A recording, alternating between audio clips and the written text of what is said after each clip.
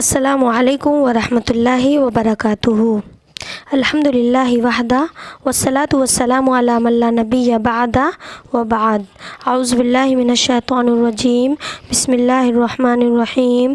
رب اشرح لی صدری ویسر لی امری واحلل عقدۃ من لسانی یفقہوا قولی۔ آپ صلی اللہ علیہ وسلم کی جوانی۔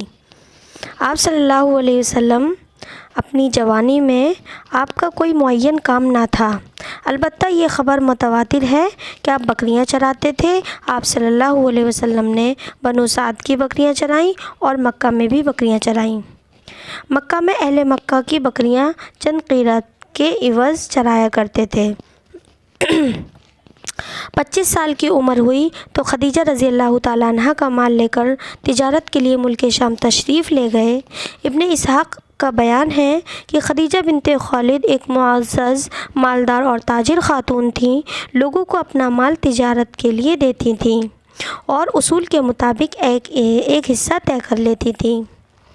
جب انہیں رسول صلی اللہ علیہ وسلم کی امانت داری اور اچھے اخلاق کا علم ہوا تو انہوں نے ایک پیغام کے ذریعے پیشکش کی کہ آپ ان کا مال لے کر تجارت کے لیے ان کے غلام میسرہ کے ساتھ ملک شام تشریف لے جائیں۔ وہ دوسرے تاجروں کو جو کچھ دیتی ہیں اس سے بہتر اجرت آپ کو دیں گی۔ آپ نے یہ پیشکش قبول کی اور ان کا مال لے کر ان کے غلام میسرہ کے ساتھ ملک شام تشریف لے گئے۔ جب آپ مکہ تشریف لائے اور خدیجہ رضی اللہ تعالیٰ عنہ نے اپنے مال میں ایسی امانت و برکت دیکھی جو اس سے پہلے کبھی نہ دیکھی تھی، اور ان کے غلام میسرہ نے بھی آپ کے شرعی اخلاق اور اچھے کردار کے بارے میں خبر دی، تو خدیجہ رضی اللہ تعالیٰ عنہ کو اپنا ساتھی نظر آنے لگا۔ اس سے پہلے بڑے بڑے سردار اور رئیس ان سے شادی کے خواہاں تھے، لیکن انہوں نے کسی کا پیغام منظور نہ کیا تھا۔ اب انہوں نے اپنے دل کی بات اپنی سہیلی نفیسہ بنت منبہ سے کہی اور نفیسہ نے جا کر نبی صلی اللہ علیہ وسلم سے عرض کی۔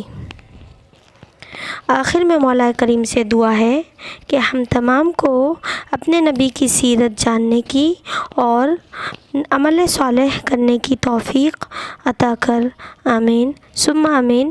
السلام علیکم ورحمۃ اللہ وبرکاتہ۔